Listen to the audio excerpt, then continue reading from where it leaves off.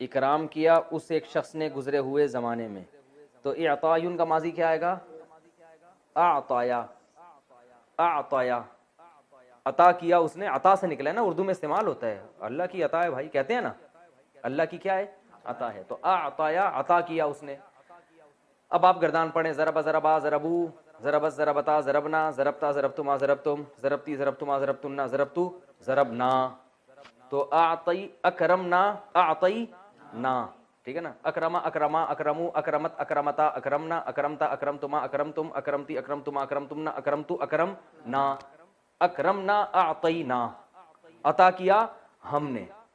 بہت آسان ہے اگر دماغ استعمال کیا جائے. اعطینا جیسے اکرمنا، ٹھیک ہے. عطا کیا ہم نے، کا وہی ضمیر ہے، ہوا ہما ہم یا ہما، کا کما کم کی کما کننا. تو یہ بتا چکا ہوں میں کا معنی آپ کو. تو خطاب رسول اللہ صلی اللہ علیہ وسلم کو ہے. انا اعطیناک الکوثر. قرآن سامنے رکھ کر بیٹھیں گے نا تو یہ سب لکھا ہوا ہے وہاں پہ. لوگ مجھے شکایت نیچے کمنٹس میں آ رہا ہوتا ہے کہ ہمیں یہ لفظ سمجھ میں نہیں آ رہا. او بھائی قرآن سامنے رکھا ہوا ہے تو سمجھ میں کیوں نہیں آ رہا؟ عجیب، سمجھ میں آنے والی بات نہیں ہے. یہ تو میں پھر بھی ویسے ہی لکھوا رہا ہوں کہ ورنہ تو آپ کے سامنے جب قرآن رکھا ہوا ہے تو اعطینا بھی ہے اور اکرمنا بھی ہم نے پورا لکھوایا تھا آپ کو، اکرما. تو وہ تو اب ہر چیز بچوں کی طرح تھوڑی ایک ایک چیز لکھوائی جائے گی، آپ کھوپڑی استعمال کرنی پڑے گی آپ کو. اعطیناک الکوثر، کوثر کہتے ہیں. کوثر کے دو مطلب آتے ہیں. ایک حوض کوثر جو رسول اللہ صلی اللہ علیہ وسلم کو قیامت کے دن عطا کی جائے گی اور آپ اس کے پانی سے امتیوں کو پانی پلائیں گے. اور حدیث میں آتا ہے جو وہ پانی پی لے گا قیامت تک اس کو پیاس، قیامت کہہ رہا ہوں، کبھی بھی اس کو پیاس نہیں لگے گا. قیامت تو آ چکی ہوگی نا، قیامت تک تھوڑی. اور کوثر خیر کثیر کو بھی کہتے ہیں، کوئی بھی بہت بڑی خیر ہو اس کو بھی کوثر کہتے ہیں. تو دونوں تفسیریں.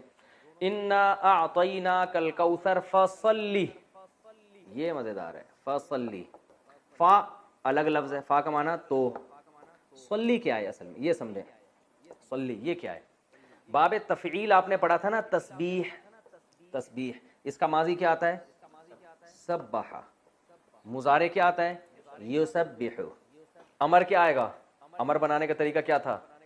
یہاں سے یا کو گڑچ کیا اور آخر حرف کو کیا کر دیا؟ بولو بھائی، ساکن. تو کیا بن گیا؟ سبح. یا کو حذف کیا، پہلا حرف چونکہ زبر ہے پہلے پہ جزم نہیں ہے اس لیے شروع میں الف لانے کی ضرورت نہیں ہے. تو یہ بنتا ہے سبح. یہ آرڈر کا صیغہ. اس کا مطلب کیا ہے؟ تسبیح بیان کریں. قرآن میں ہے نا فسبح بحمد ربک. تو صلا بھی ایسے ہی تھا، اصل میں تھا صلیا. صلیا اس کو پڑھا جاتا ہے صلا. صلا کا معنی ہوتا ہے نماز پڑھنا. صلیا نماز پڑھی اسے شخص نے. مضارع آئے گا یصلیو. یصلیو جس کو پڑھا جاتا ہے یصلی. یہ یا آ رہا ہے نا، واو الف اور یا حروف گڑبڑیاں ہیں نا تو یہ چینج ہو جاتے ہیں. تو یہ پڑھا جاتا ہے یصلی. کیا پڑھا جاتا ہے؟ یصلی، یعنی وہ نماز پڑھتے ہیں یا پڑھیں گے. اس کا معنی دعا مانگنا بھی آتا ہے. ان اللہ وملائکتہ یصلون علی النبی، یضربون کی طرح، یصلون یسبحون، وہ سب صلات بھیجتے ہیں نبی پر. یصلی. اب امر کیسے بنے گا؟ اس یا کو کیا کر دیں گے؟ حذف کر دیں گے، گڑچ کر دیں گے. حذف کو اردو میں گڑچ کہتے ہیں. یصلی، ٹھیک ہے نا. تسلی بھی یصلی بھی ایک ہی بات ہے. اس تا کو گرایا تو کیا بن گیا؟ صلی. آخر حرف کو کیا کرتے ہیں؟ ساکن کرنا چاہیے نا. جیسے یسبحو میں سبح، تو صلی میں آخری حرف کو دیکھا یہ پہلے سے ہی ساکن ہے تو اب ہمیں تو کرنا ہے کچھ نہ کچھ، بس ہم نے ساکن کرنا ہے. امر بنا رہے ہیں ہم تو ہم نے کیا یار جو ساکن ہے نا اب اس کو مزید ساکن کرنے تو کر نہیں سکتے، اس کو اڑائی دو. اور ویسے بھی حروف گڑبڑی ہے نا، واو الف یا واول حروف ہیں تو یہ آگے پیچھے ہوتے رہتے ہیں. تو کیا کر دیا؟ صلی. تو یہ امر میں یہ آخری حرف میں اگر یہ یا آ رہا ہوتا ہے نا تو اس کو غائب ہی کر دیتے ہیں. سمجھ میں آ گیا؟ ٹھیک ہے. نہیں آیا تو صلی امر کا صیغہ ہے، بس یہ ذہن میں رکھیں. باب تفعیل ہے، تسبیح کی طرح. صلی، صلی کا معنی نماز پڑھو. ابھی کہتے ہیں نا صلو علی الحبیب. یہ صلو علی الحبیب کیا ہے؟ یہ آپ کو گرین چینل میں ملے گا. صلو علی الحبیب اصل میں تھا صلیو. اب یہ گرین چینل والوں کو یہ بات کا پتہ نہیں ہے کہ نہیں کہ یہ اصل میں کیا تھا. صلیو علی الحبیب تھا اصل میں.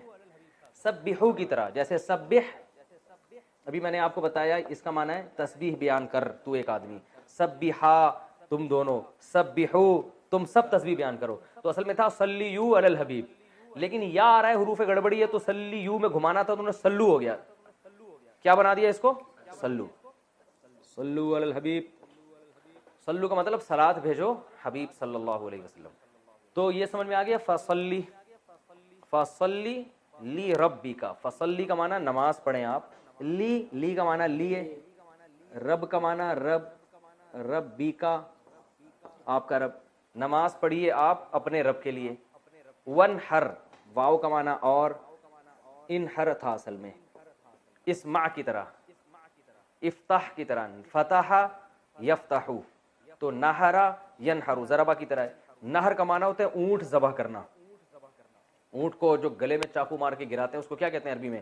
نہر. تو ون اصل میں تھا وانحر پڑھا جاتا ہے ملا کے ونحر, تو الف سائلنٹ ہو جاتا ہے. ونحر فصلی آپ نماز پڑھیں. لی ربی کا اپنے رب کے لیے. ونحر اور قربانی کریں آپ. لکھا ہوا تو ہے اونٹ کی قربانی مگر مراد اس سے ہر قسم کی قربانی. فصلی لی ربی کا ونحر. یہ کلیئر ہو گیا؟ اچھا بھائی اب اس کی ہم تفسیر بیان کر دیتے ہیں. اوہ سوری پوری آیت ہی چھوڑ دی ہم نے.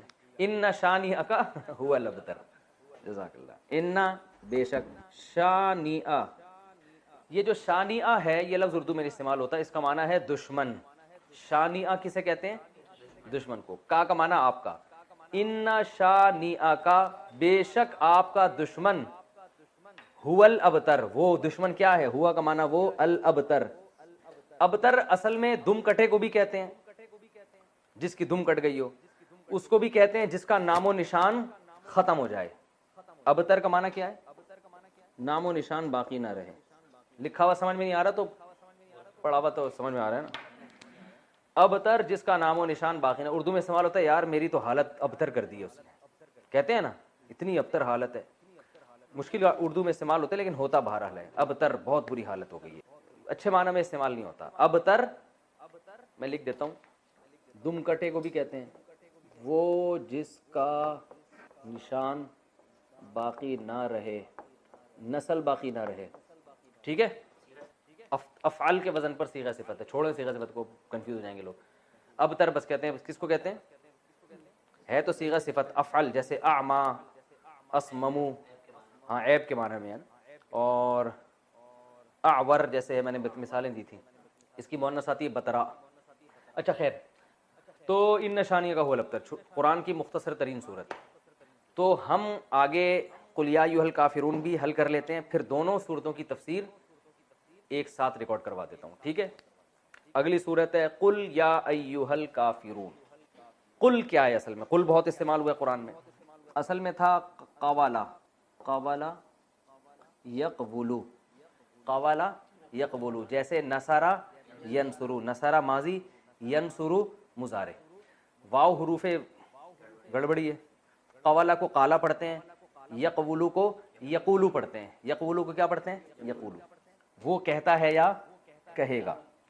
جب امر بناتے ہیں تو سب سے پہلا کام ہمارا کیا ہوتا ہے؟ اس یا کو گرا دیتے ہیں, مارکیٹ سے کیا کر دیتے ہیں؟ شارٹ. یہ بن گیا قولو. کیا بن گیا؟ قولو. صاف کر کے لکھ دیتا ہوں یہاں پہ موٹا موٹا. قولو بن گیا. امر بناتے ہوئے کیا کرتے ہیں؟ آخر کو ساکن کرتے ہیں. بن گیا قول. شروع میں الف لے کر آتے ہیں اگر پہلا حرف ساکن ہو, نہیں ہو تو کچھ لانے کی ضرورت نہیں ہے. تو یہ کیا بن گیا؟ قول. اس کا معنی ہے کہو. ایک آدمی سے خطاب ہو رہا ہے, کہہ. اب قول اتنا لمبا ہے اور یہ ہے بھی واو گڑبڑی حرف ہے, تو عرب نے اس کو بنا کے دیا قل. اب قول کون بولے گا بھائی؟ اتنی دیر اس کی بات کرنے میں نہیں لگی جتنی دیر آپ کو اس کے کہنے میں لگ رہی ہے. بھائی میں آپ سے کہتا ہوں بات کریں, اور بات کرنے کا لفظ اتنا لمبا میں نے کھینچ دیا کہ آپ کے ٹائم ختم ہو چکا ہے. ایسے ہی کہ آپ نے جتنی دیر میں مجھے بات کرنے کے لیے کہا ہے وہ کہے گا قول کچھ کہنے کے قابل چھوڑا نہیں ہے, ٹائم ختم ہو گیا, میٹنگ کا ٹائم, آپ جا سکتے ہیں. تو اس لیے عربوں نے کیا کیا؟ قول کو شارٹ کر کے کیا کر دیا, اور بہت اچھا کام کیا. صحیح ہے نا, بالکل مناسب کام کیا. جب قل سے بات بن رہی ہے تو قول کہنے کی ضرورت کیا ہے؟ تو انہوں نے قول کو بنا دیا قل. یہ عربی اہل لغت کی بات کر رہا ہوں, یہ نبی صلی اللہ علیہ وسلم سے پہلے جو عرب تھے نا, زبان تو خود ہی نیچرل اس میں بن جاتی ہے نا, تو یہ بن گیا قل. قل کا معنی کہیں. ٹھیک ہے نا, قول سے نکلا ہے. قول اردو میں استعمال ہوتا ہے, بات کو کہتے ہیں. دو بندوں کو بولیں گے تو قولا, قولو, قولی. ٹھیک ہے نا. اچھا قل کہہ دیں, یا یا کا معنی کیا ہے؟ اے، اردو میں استعمال ہوتا ہے یا اللہ، ہم کہتے ہیں نا یا اللہ، اے اللہ.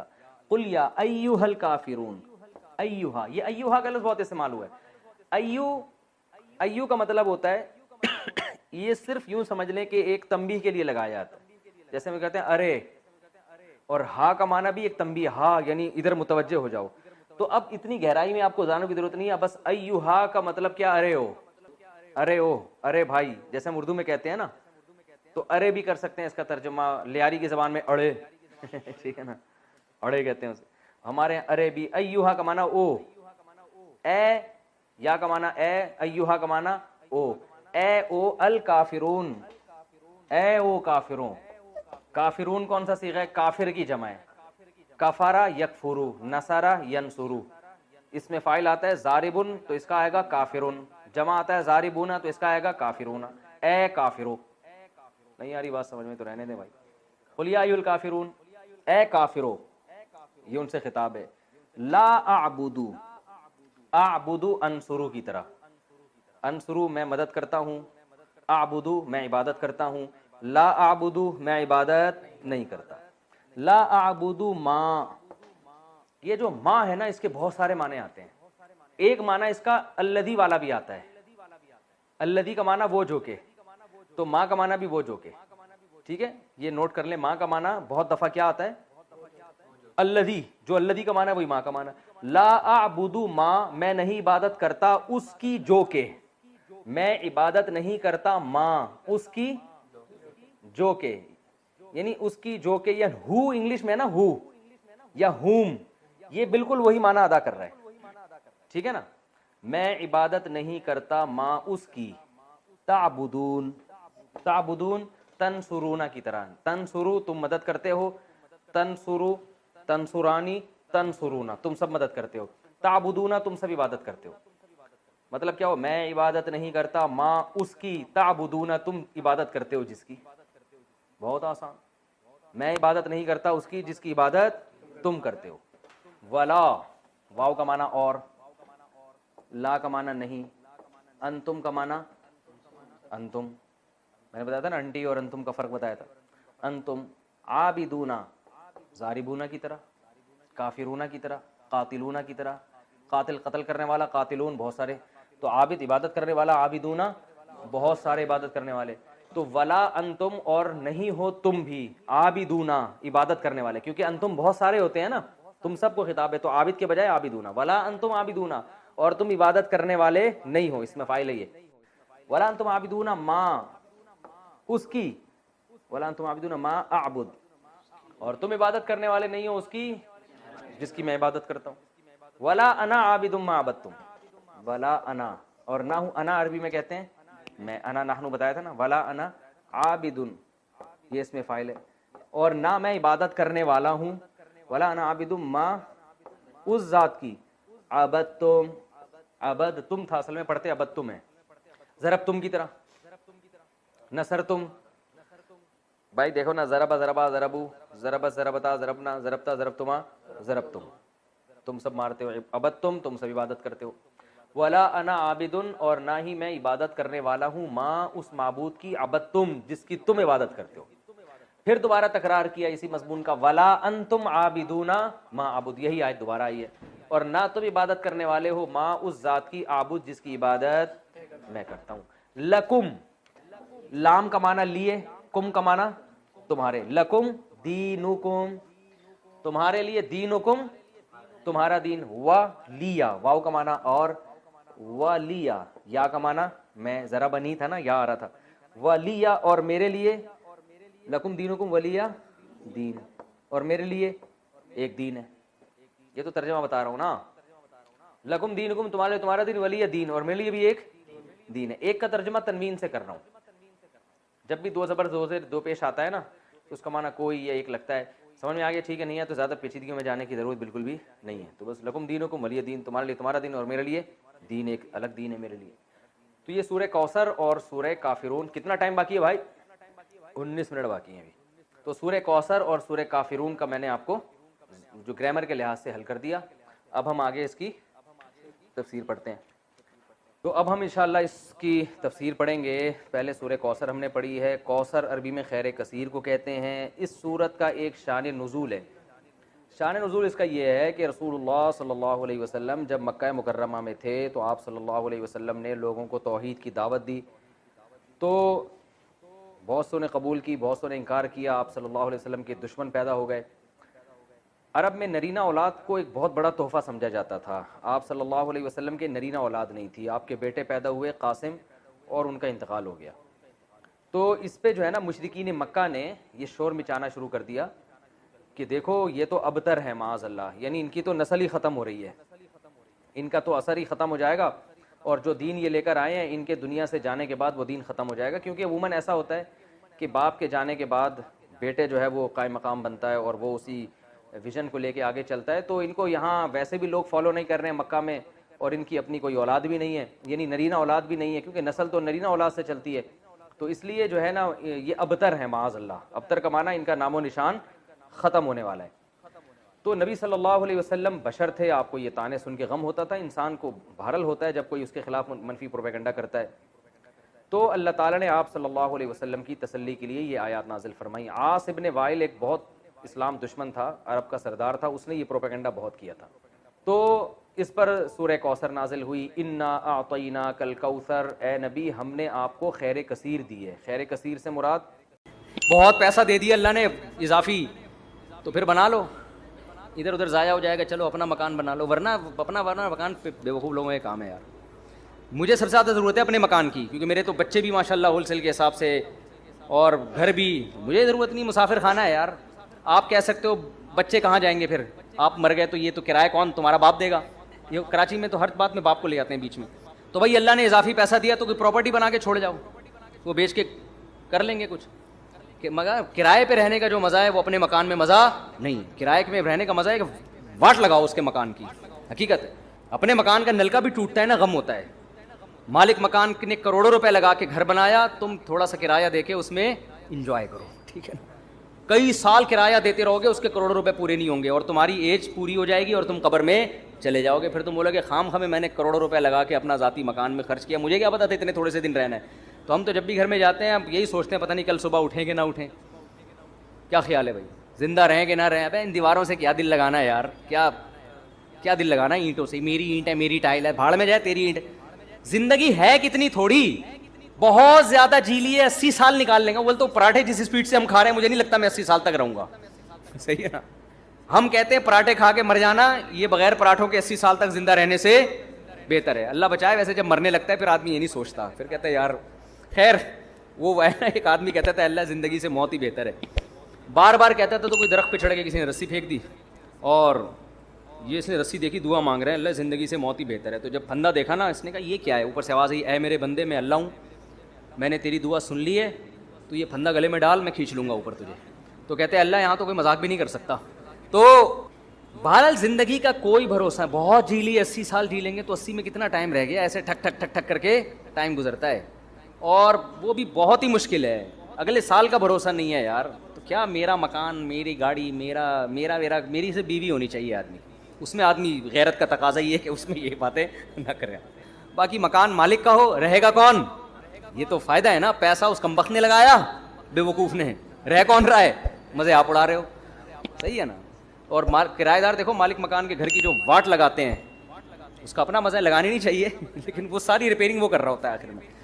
اور پھر لوگ کہتے ہیں وہ نکال دے گا تو کہاں جائیں گے, کوئی بات نہیں اگلی گلی میں چلے جاؤ, وہ بھی مسافر خانہ, یہ والی گلی وہ والی بھی, وہاں سے بھی لاش اٹھے گی ایک دن جنازہ, وہاں سے بھی. بلکہ کرائے کے گھر میں اور آسانی ہے کہ جہاں چاہو رہو. اب دیکھو میرے پاس آپشن ہے میں لاہور میں جا کے رہوں, کہ میں فیصل آباد میں جا کے رہوں, کہ میں اسلام آباد میں جا کے رہوں. میرے پاس آپشن ہے. جن کا ذاتی گھر ہے ان کو تو بیچنے میں اتنا ٹائم لگے گا. ہم نے ادھر نوٹس دیا بھائی ہم جا رہے ہیں, اور پتلی گلی سے نکل لو. مسافر خانہ ہے, چلتے پھرتے ہی مر جاؤ گے بھائی. تو کہیں بھی ہمارا اسٹے نہیں ہے. یہ رہنے کی جگہ بے وقوفوں کے رہنے کی جگہ ہے. جو دنیا کا پرلے درجے کا انٹرنیشنل بے وقوف ہے, گدھا ہے, وہ اس دنیا کو سمجھتا ہے کہ رہنے کی جگہ جس میں تھوڑی سی سینس ہے نا, پی کے نہیں آیا ہے, اس کو پتا ہے یہ رہنے کی جگہ نہیں ہے, دل لگانے کی جگہ نہیں ہے. یہ بے وقوف اور گدھے ہیں جو ان اینٹوں سے دل لگاتے ہیں.